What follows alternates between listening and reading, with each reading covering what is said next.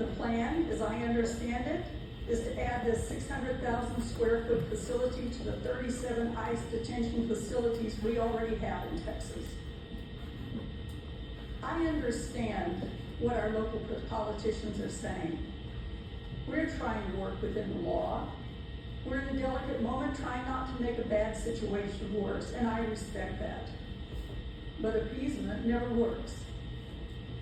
We have to be able to distinguish right from wrong.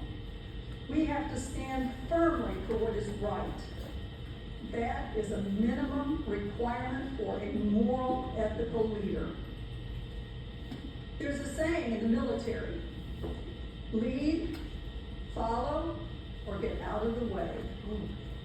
Following is not an option for Mr. Moody or for anyone else on the Commissioner's Court.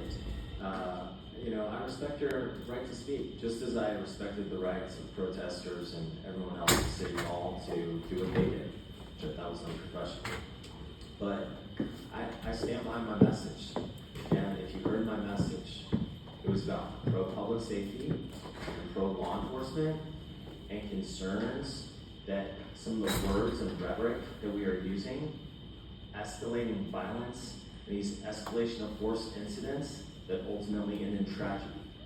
And in my opinion, I think the best way to try to avoid that is to not use those kinds of incendiary remarks, and ultimately you can play these things out in the court.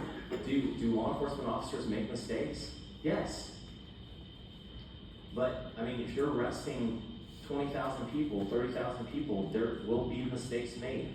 I mean, it's a reality. But those have to play out in the courts and ensure that it's the rule of law is followed. And so I don't think that challenging law enforcement, obstructing law enforcement, is a safe way to have your voices heard.